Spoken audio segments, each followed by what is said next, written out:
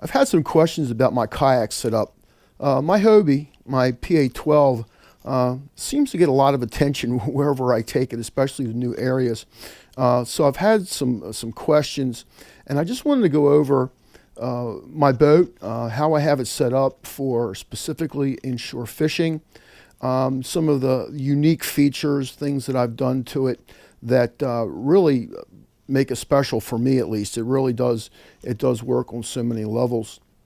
So we're really going to start here at the front and work around to the back and really go over a few things.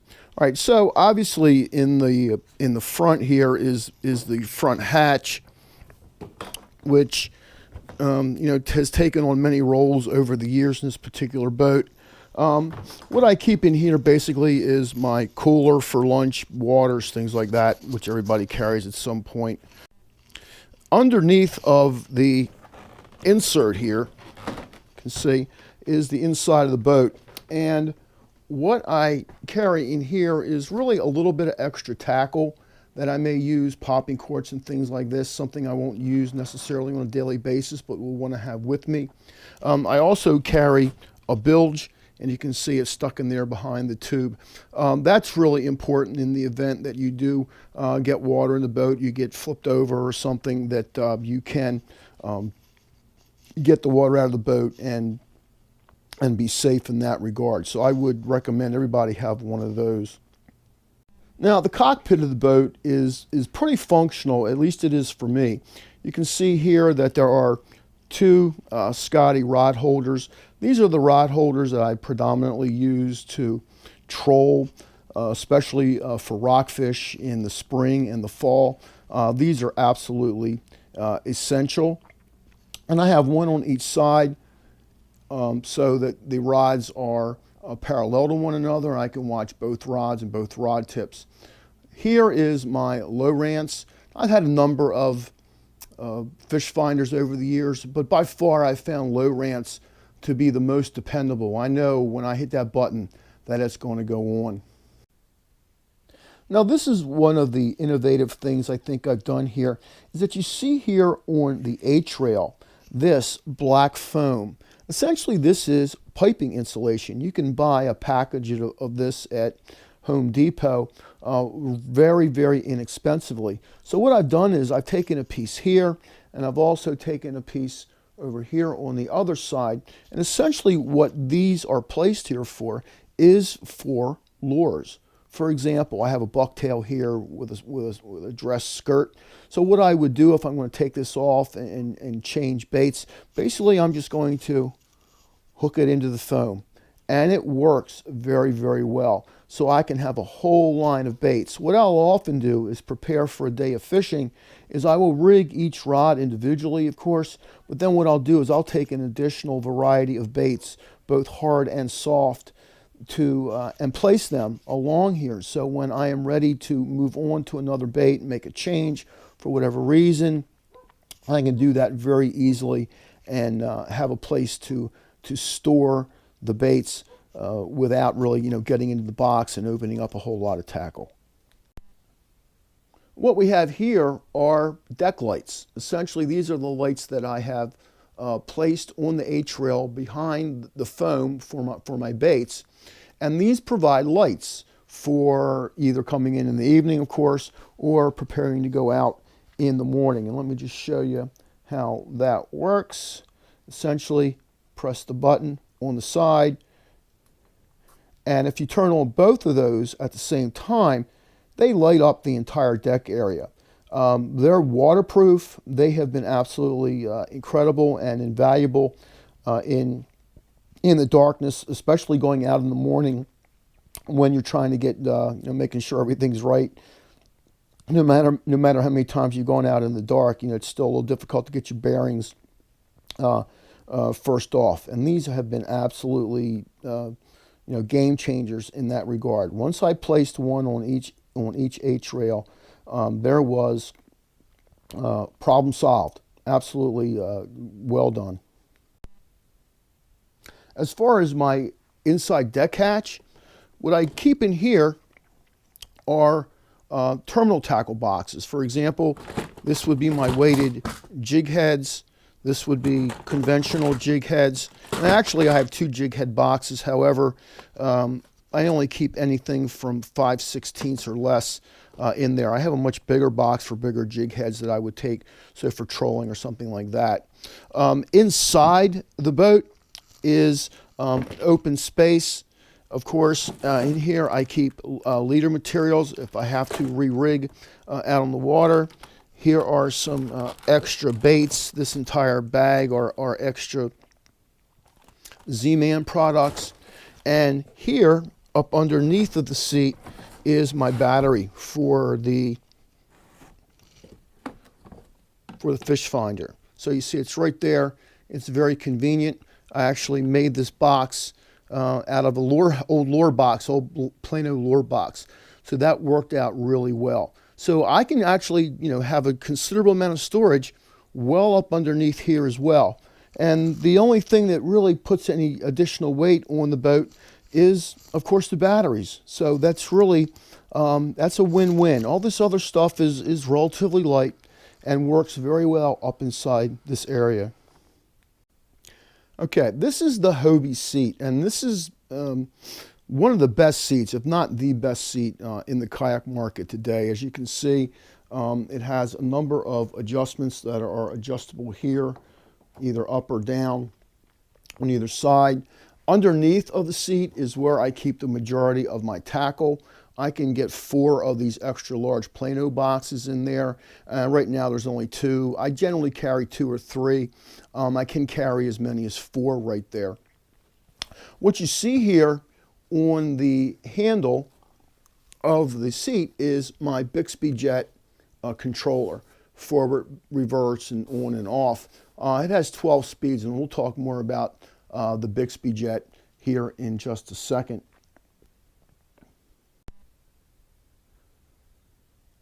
Now, looking from the back of the boat here, we can see a number of things.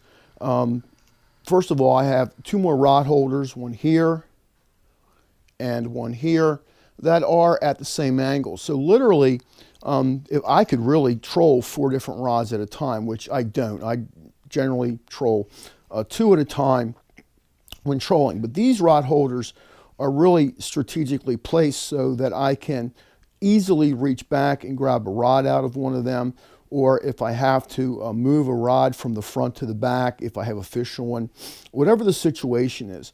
So my rod holder situation is really quite versatile, with the 2 in the front and the 2 caddy corner to the back of the seat, and works out really well for me. The crate itself is just, nothing fancy. It's just a regular milk crate. And what I've done is I have taken the bottom of a second crate and I've made a lid out of it.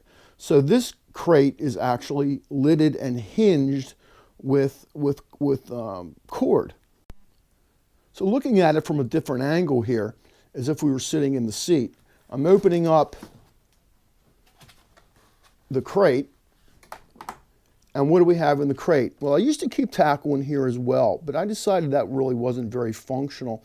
And what I have in here is a number of things. I have a 10-pound mushroom anchor, which I just started carrying late last year, and I'm going to be using that a lot more, I think, this spring and summer. Also keep some extra line, also keep some extra Hobie rail attachments. And when I take those rod holders off of the front, and this is where they'll be. So this is really less of a tackle box and much more of a functional box for the boat itself.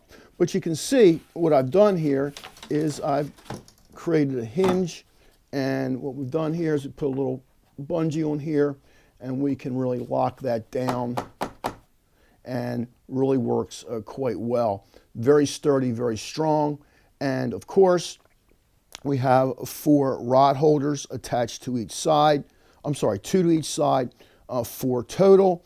And then when I do carry a 5th rod, what I can do is either keep it here in this sort of homemade rocket launcher, which I'll talk about here in just a second, and I have one of those on either side. So what I can do is actually put my fish net in here and carry my 5th rod over there, which is generally a bait caster when there is a 5th rod.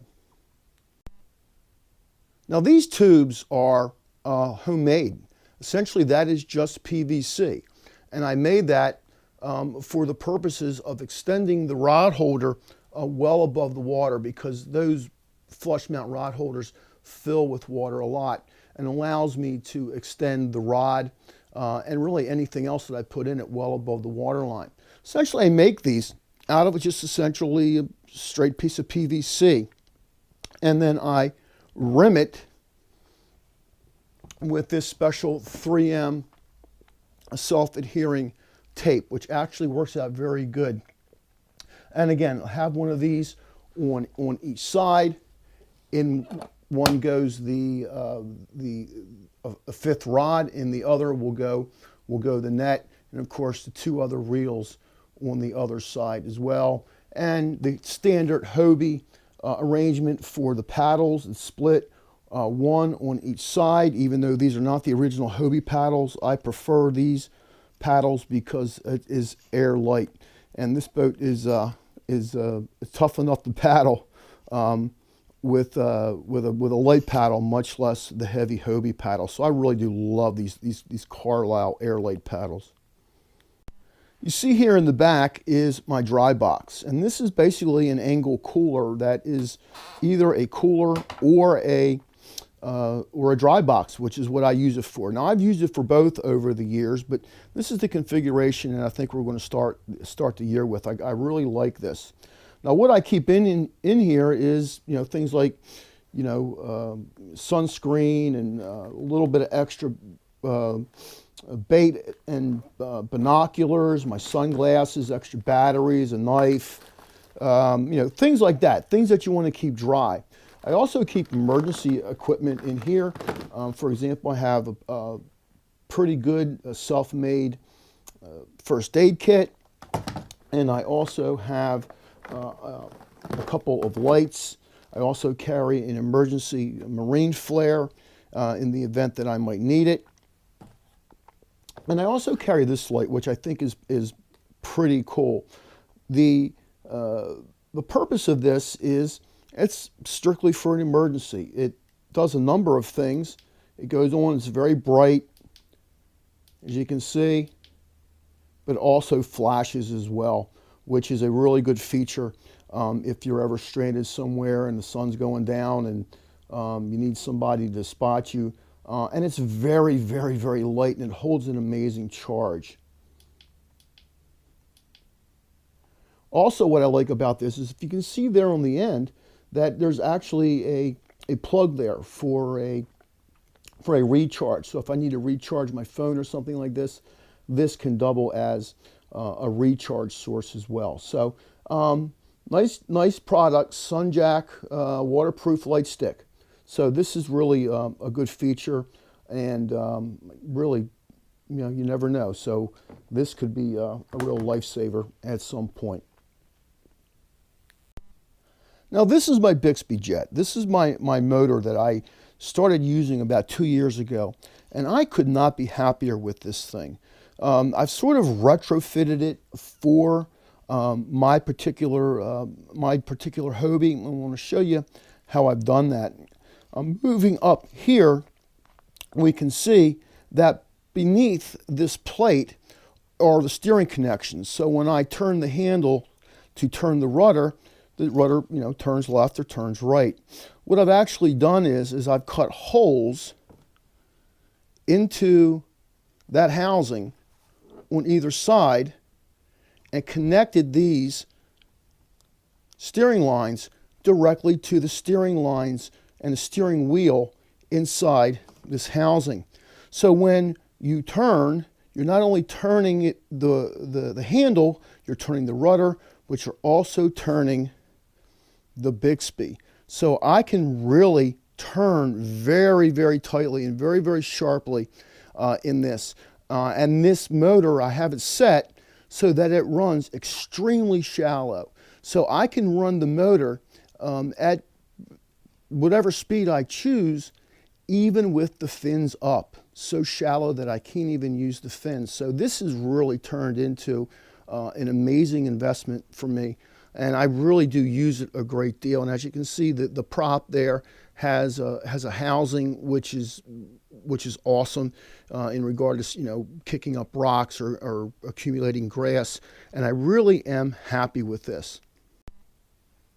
So I've gone ahead and I have released the rudder cable. So I wanted to show you that when I turn to the left, the Bixby as well as the rudder turns, and when I turn to the right, it does the same thing. And you can see how that works. And I'm really, really pleased with the way this has turned out. It's been extremely durable.